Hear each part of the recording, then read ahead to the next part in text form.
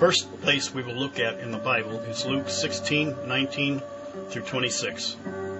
While speaking to his disciples about stewardship, faith, and forgiveness, Jesus told an actual literal story of Lazarus and the rich man.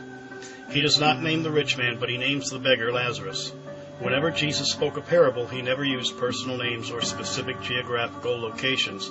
The proper rule of interpretation is whenever names are used for persons or geographical locations, this text is to be taken as narrative of an actual historical and literal event.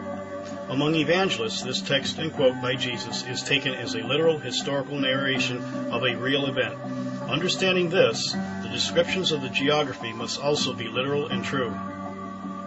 Luke 16:19-26. There was a certain rich man, which was clothed in fine linen, and fared sumptuously every day. And there was a certain beggar named Lazarus, which was laid at the gate, full of sores, and desiring to be fed with crumbs which fell from the rich man's table. Moreover, the dogs came and licked his sores. And it came to pass that he died, and was carried by the angels into Abraham's bosom. The rich man also died, and was buried. And in hell he lifted up his eyes, being in torments, and saw Abraham far off, and Lazarus in his bosom. And he cried and said, Father Abraham, have mercy on me, and send Lazarus, that he may dip the tip of his finger in water, and cool my tongue, for I am tormented in this flame. But Abraham said, Son, remember that you in your lifetime received your good things, and likewise Lazarus evil things.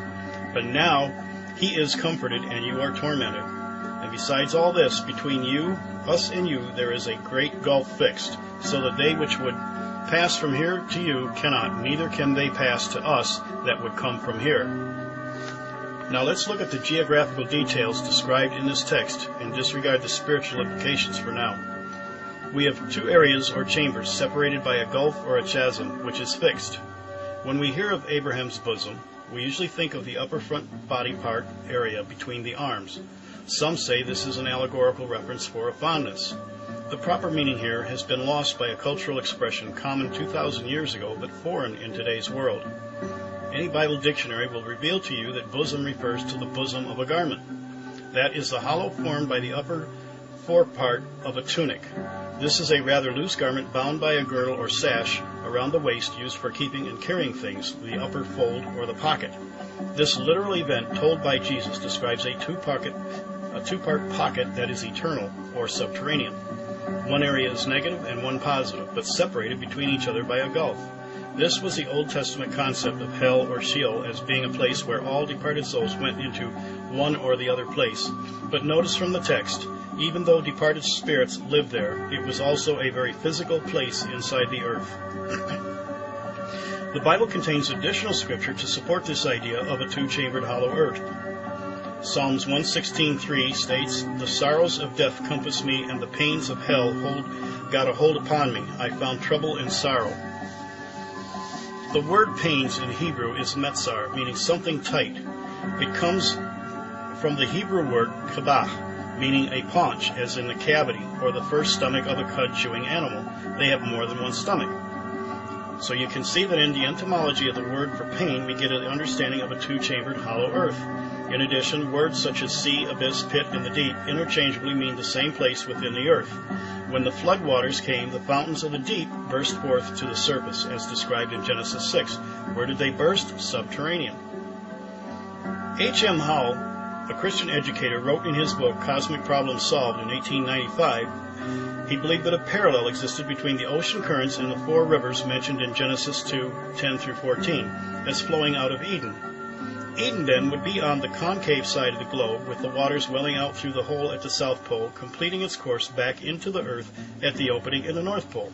Current theories of the location of Eden do not match up with the modern geography, and even known changes from the ancient conditions give no conclusive results.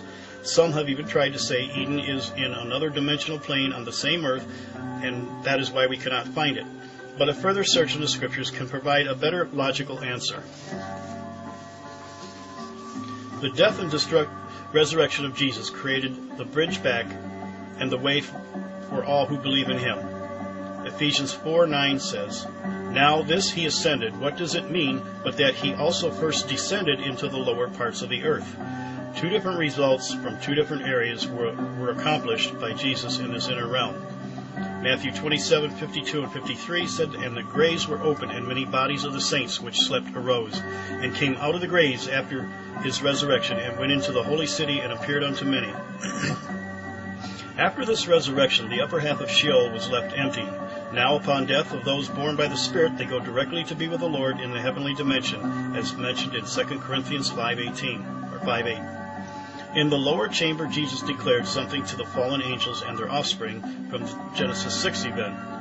1 Peter 3:18 through 20 states, "And being put to death in the flesh," meaning Jesus, "but made alive by the Spirit, by whom he also went and preached to the spirits in prison, who formerly were disobedient, when once the divine long-suffering waited in the days of Noah while the ark was being prepared." Preached in contextual use does not mean that Jesus preached the gospel. The word, without a modifier, simply means to declare something. The contextual use of the spirits refers to disembodied angelic spirits, not human ones. A further description of this visitation by Jesus is mentioned by the prophet Isaiah as declaring a further judgment on the angels that sinned, mentioned in Genesis 6 and Isaiah 26. In the next part of the series, we will discuss this in more detail. For our sake here, it is important to see that Jesus went to both chambers right after his death and before his ascension into heaven. Understanding this by the Bible's own statements draws some rather interesting conclusions to the two chambers that are mentioned. The lower chamber is the realm called hell, and commonly understood as a place for all things damned, angelic or human. What is not understood is the full understanding of just what this empty upper realm is. If Abraham's bosom, as defined by Jesus' own word, is the inner realm that he went to upon his death on the cross, as the Bible clearly indicates, we need to take notice of what else Jesus called this realm. Jesus told the thief next to him on the cross that, "Today you shall be with me in paradise." Now keep in mind, after the cross, Jesus did not ascend into heaven first. He went down, then up. Jesus went into the bowels of the earth, to Abraham's bosom, where Lazarus went, which was paradise, along with the thief as promised. At this time, all were released and ascended into the very presence of the Lord. The upper chamber is now empty of the faithful and sealed somehow from entrance. It is very important to understand this connection, because many further implications are made by this. The Bible will always define itself by itself.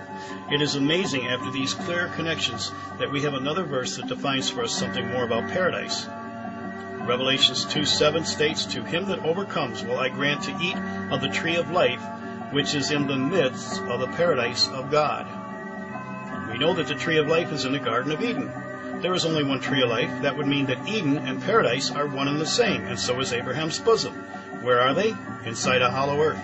It would also mean that H.M. Howe, over 100 years ago, had it biblically correct. The Garden of Eden, then, is not on the surface in some invisible never land or forgotten etherical place, but subterranean.